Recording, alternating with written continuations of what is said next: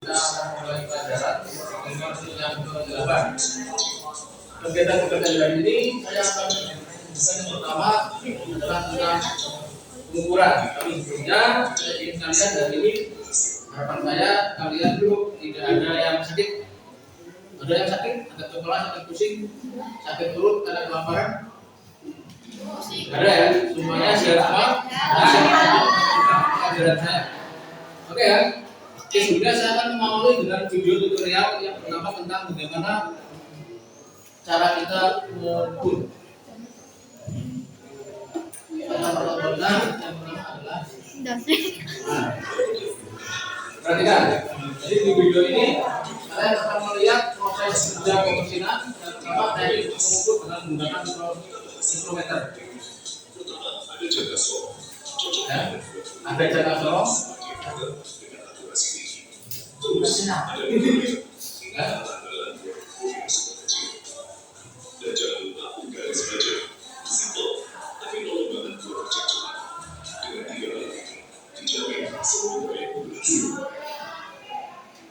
Oke, perhatikan apa yang bisa kalian simpulkan dari video yang saya sajikan ini. Apa? Karena materi kita adalah mengukur dengan menggunakan alat ukur dasar atau alat ukur mekanik atau pribadi. Apa yang kalian dapat? Apa kira-kira? Betul? Apa? Betul? Berarti adanya proses pengukuran. Oke, kita fokus kembali. Jadi pertemuan hari ini kita akan fokus untuk membahas alat ukur mekanik presisi.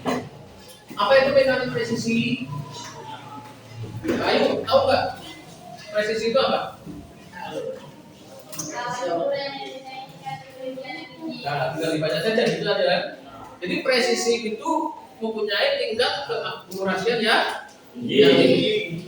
Akurasi artinya teliti, akurat. Ya, di sini kita akan membahas tentang alat ukur mekanik presisi. Jadi kalau ada kalimat presisi berarti alat ukur yang mampu mengukur sampai tingkat tinggi. Ya, oke. Jadi keterangannya sampai 10.000 mili. Ya, jadi kalau diistilahkan 10.000 itu nama lainnya adalah mikron. Mikron. Asal kata dasarnya kalau kita melihat kata pelajaran bahasa Indonesia adalah mikro, artinya apa? Dalam paket pembelajaran bahasa Indonesia, mikro artinya satu. Yang pertama, kalau saya berikan satu contoh, ada istilah kendaraan yang mempunyai kapasitas penumpang yang sedikit, namanya mikro. Mikro di Jakarta namanya dalam salah nomor beratur artinya cepat. Kalau dalam golongan cepat lepas.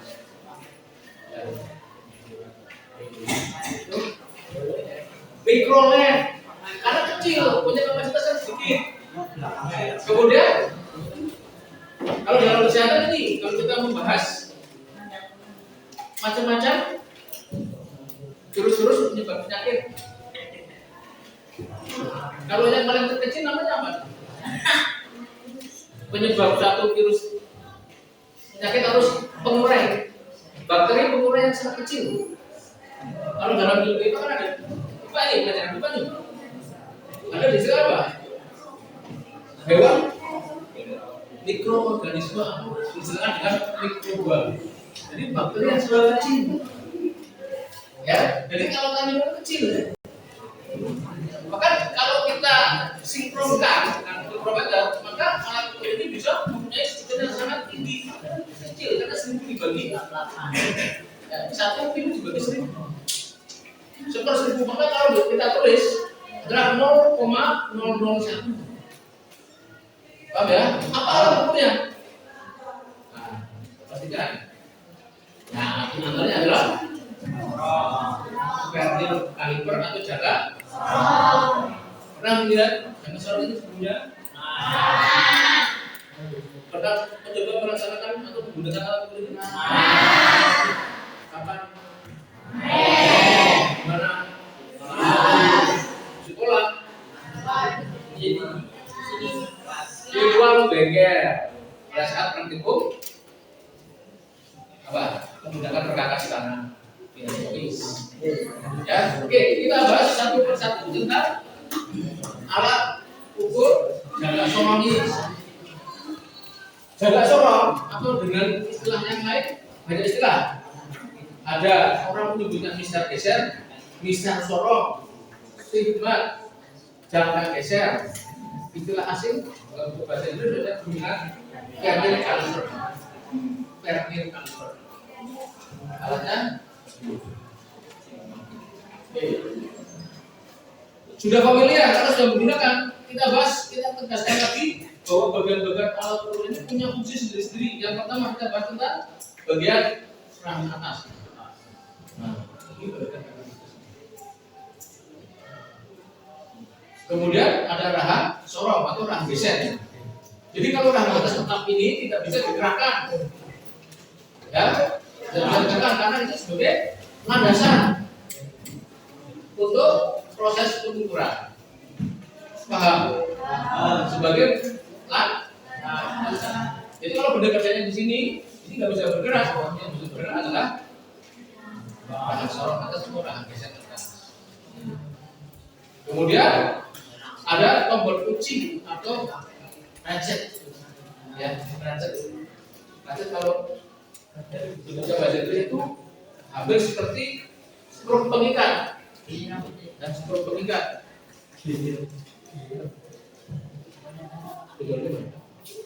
Kelas. Jadi itu kalau ini, oke. Perhatikan.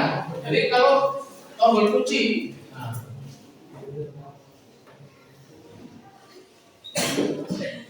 itu juga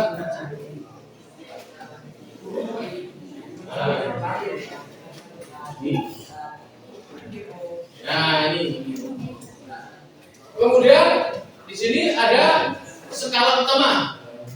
Skala utama di sini ada dua skala ukuran untuk satuan inci yang di atas, kemudian di bawahnya adalah satuan milimeter. Ya. Kemudian berikutnya adalah skala nonius. Skala nonius itu letaknya adalah setelah skala utama milimeter ini di sini. Ini skala nonius di sini. Nanti akan saya perjelas lagi yang bagiannya. Kemudian ada tangkai ukur yang digunakan untuk mengukur kedalaman. Maka di sini ada tangkai ukur kedalaman. Ini ada orang yang menyebutnya ekor. Ya, ekor. Kemudian ini rahang sorong bawah, ini rahang sorong atas ini yang digunakan untuk ukur diameter dalam. Kemudian ini objek yang diukur, daya diukur.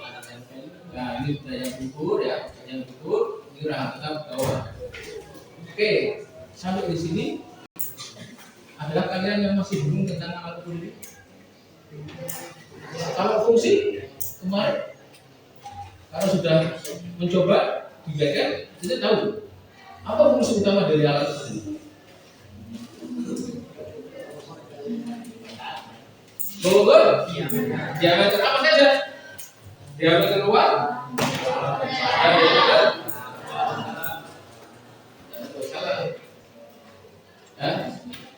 kalau diameter berarti bentuk profil bendanya bagaimana menurut kalian?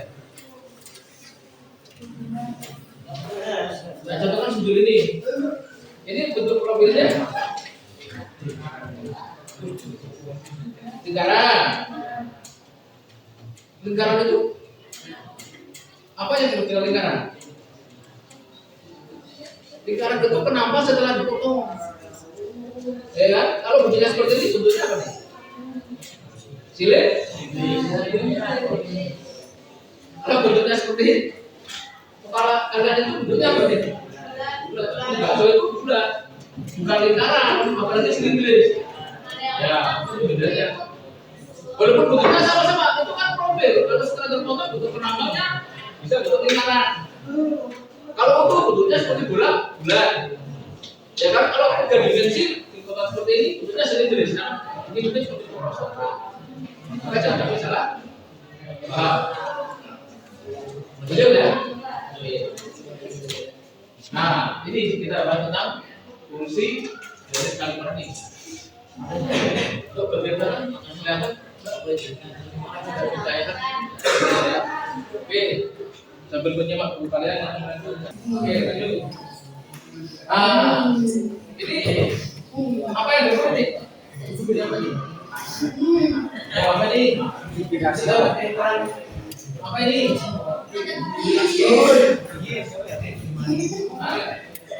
Gigi rasio. Apa? Gigi rasio.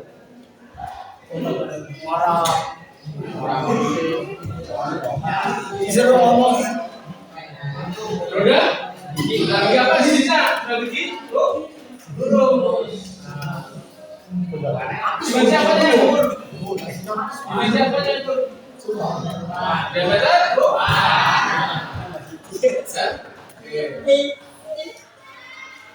Nah, ini cara buka. Dari mulai sampai. Ini cara mengukur ketika mengukur apa ini? Kita siapanya ini. Yang kedua apa ini? Sama ini mengukur diameter.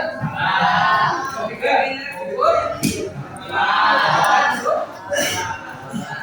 Keempat ini mengukur. Ya, dalaman satu ini kan itu. Pastikan kalian itu merekam dengan baik. Yang memastikan kalian nanti dipraktekkan, ya. Sudah, nanti setiap saat kalau kalian bekerja lebih besar, kalian ditaruh di bagian QC. Jadi kalau kalian bekerja, ditaruh di bagian QC bersifat teknis, itu jangan menghafal. Cara memikir itu bukan dihafalkan, tapi dilaksanakan. Ya, jadi cara memikir itu dipraktekkan. Cara menggaji, cara membaca alat ukur. Dan saya pastikan pekerja kalian memikir itu membentuk sebuah karakter. Paham ya? Membentuk sebuah karakter itu tidak cepat, butuh waktu, butuh usaha, butuh tenaga, butuh perjuangan. Maka dalam setiap perjuangan itu butuh pengorbanan. Apa yang dikorbankan? Apa? Oke, bagaimana? Lama apa? Iya, lama. Ya karena penelitian itu apalagi yang dipikir mesti bukan tanah liat. Maka butuh apalagi yang dikorbankan? Tenaga. Penelitian itu tidak bertenaga tidak akan menghasilkan. Ya, tidak akan menghasilkan. Tahu ya? Tidak akan menghasilkan. Apa lagi? Ada waktu, tenaga dan otomatis biaya. Kalau sudah mengeluarkan tenaga, berarti mengeluarkan biaya. Apa biaya itu? Untuk memasukkan energi. Apa energi? Kenyamanan, refreshing, healing, mesin, dan sebagainya. Ya kan? Ini adalah poros engkol atau crankshaft. Poros engkol. Saya tulis di sini. Ini quality control ya.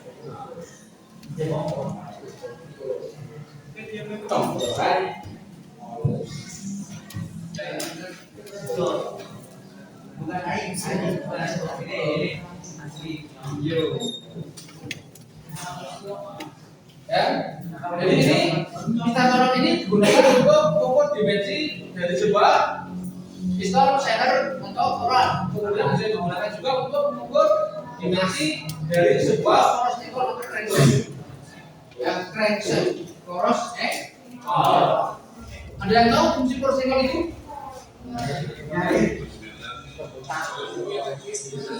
Nanti kita bahas.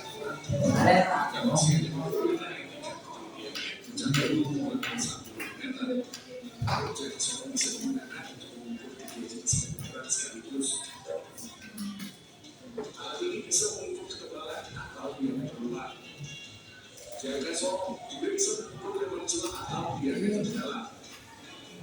Dan alat ini juga bisa mengukur kedalaman suatu celah.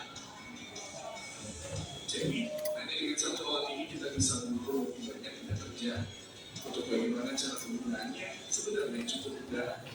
Jika Anda akan mengukur ketebalan atau diameter luar jadikan lahan besar ini untuk komponen yang akan diukur. Pastikan posisi benda tidak miring sehingga berukuran akurat. Setelah itu, tetap kuncian agar lahan ini tidak bisa geser. Ini adalah formula kita saat akan melakukan pembacaan hasil karena kita bisa meletakkan benda yang diukur tanpa menggeser lahan ini. Setelah itu, kita baca hasil pengumpulannya. Untuk membaca jaga sorong, kita harus memahami arti dari garis ini. Skala yang ada pada badan jaga sorong misalnya skala utama. Skala ini pada satu menggunakan garis. Jadi ini garis seperti garis biasa. Skala ini akan memberitahu kita hasil pengumpulan dasarnya. Contohnya seperti pengumpulan kaki. Kita pasang dalam Perhatikan cara bacanya ini. Sini. Ini skala pertama mili. Nah, jadi hasilnya 33 mm. perhatikan ini itu. Untuk skala biasa Bisa. menggunakan pembentukan nilai hasil atau nilai rumahnya. Nah, berbeda dengan skala 6. Skala biasa ini punya nilai 5,5 mm di garisnya. Untuk mencari nilainya dibutuhkan sedikit Dulu perhatian. ada. Kita harus Ambilnya berapa? Cari di skala Romeo sini. Cari yang tepat ketemu. Nah, ini yang ketemu. atau menunjukkan Nah, ini yang garis. jadi tinggal hitung saja. Ini 5 plus 1 strip. Satu setnya berapa? Kan 0,2 tadi kan sebenarnya kan. Nah, maka 30 di plus 0,52 berarti 33,52.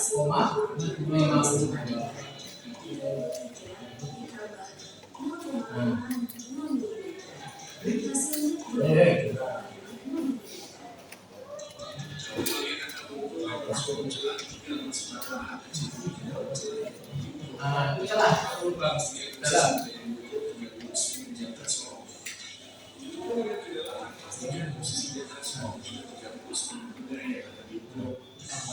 Apa sih?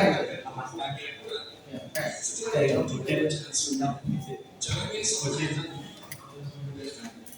Subscribe channel kami karena kedua